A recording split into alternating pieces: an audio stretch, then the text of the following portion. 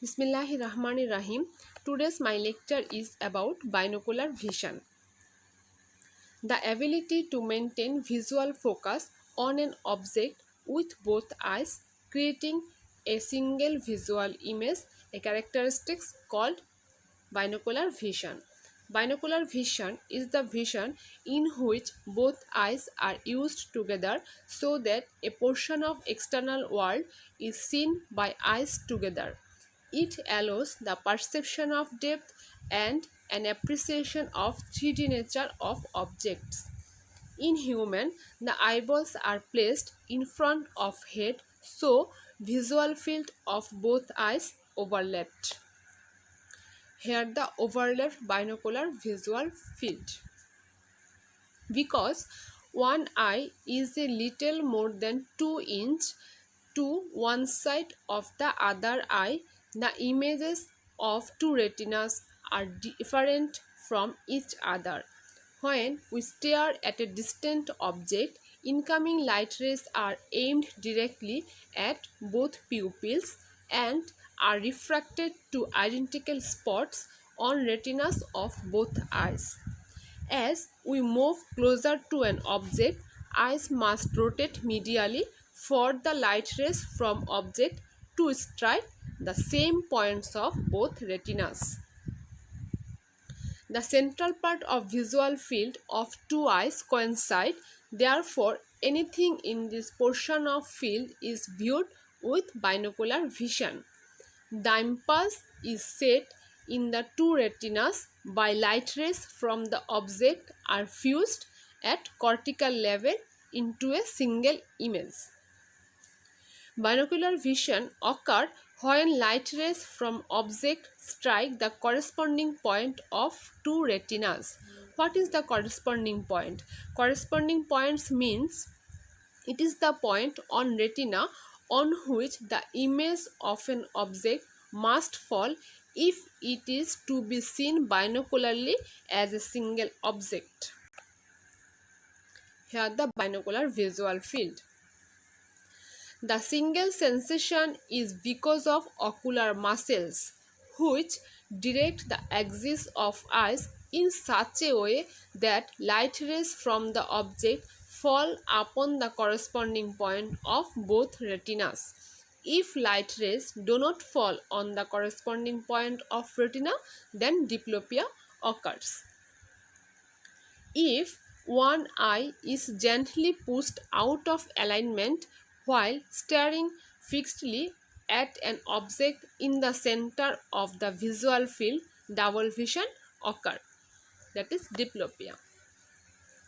For instance, an object 1 inch in front of nose form an image on left side of retina of left eye but on right side of retina of right eye, whereas a small object 20 feet in front of nose has its image at closely corresponding points in the center of two retinas. This gives a type of parallax that is present all the time when both eyes are being used. It is almost entirely this binocular parallax that gives a person with two eyes far greater ability to judge relative distance when objects are nearby than a person who has only one eye. However, stereopsis is virtually useless for depth perception at distance beyond 50 to 20 feet. In this figure, perception of distance by the size of the image on retina and as a result of stereopsis. This figure taken from Guyton. Lack of binocular vision is normal in infant. Adult without binocular vision experience distortion in depth perception and visual measurement of distance. Binocular vision has an important role in the perception of depth. However, depth perception also has numerous monocular components such as relative size of object, the degree one look down at them, their shadow, and for moving objects, their movement relative to one another. Here we use the term the monocular vision. It is the vision in which each eye is used separately. In some animals like dog, rabbit, horse, eyeballs are placed at the side of the head. So, the visual field of this animal of both eye overlap a very little extent. So, different portion of external world seen by each eye. Here we want to show you the monoclonal vision and binocular vision, binocular field of vision. This figure taken from Gannon. Binocular vision disorders affect normal daily activities like driving, reading, seeing a computer screen, or participating in sports. The two most common binocular vision disorders are strabismus and amblyopia. These disorders often present themselves in young children. The conditions often occur together but can present individually. At first, strabismus. Normally, 6 muscles support the eye and ideally work together to keep the eyes pointed in same directions.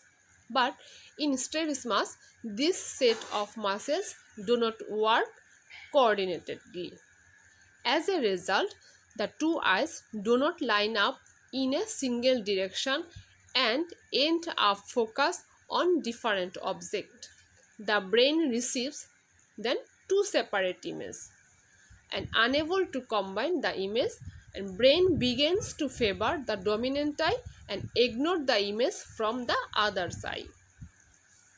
The symptoms of strabismus include double vision, crossed eye, and eyes which are not aligned, independent eye movement, and loss of depth perception. Strabismus mainly divided into esotropia and exotropia. Esotropia means a constant outward deviation of eye, that is, eye turns in. Where when one eye looks directly at the object being viewed and others is misleading inward towards the nose. This is commonly referred as crossed eye or cross-eyed.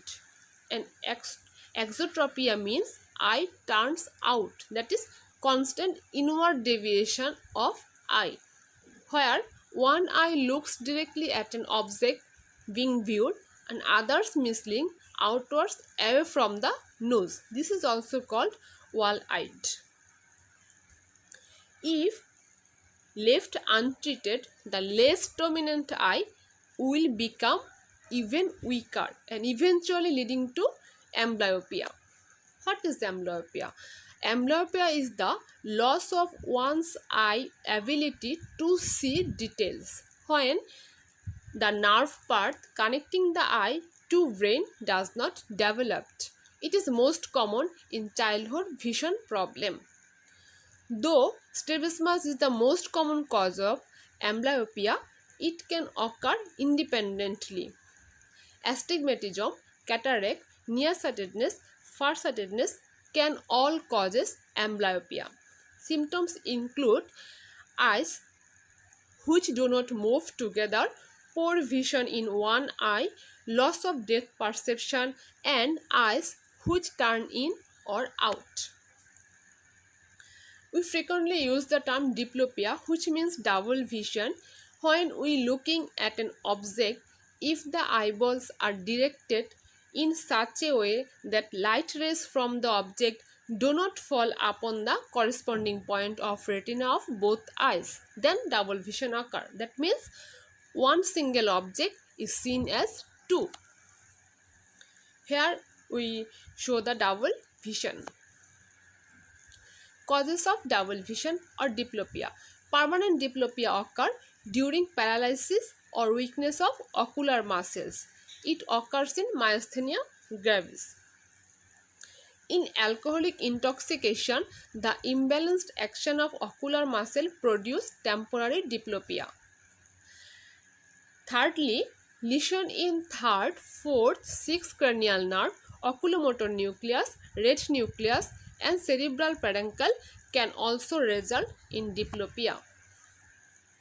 Experimental diplopia occurs by following method. At first, applying pressure from outside of one eye and displacing the eye from its normal position. Secondly, by holding an object like pen or pencil vertically in front of face at about 5 cm from the root of nose, it is not possible for convergence of the eyeball sufficiently.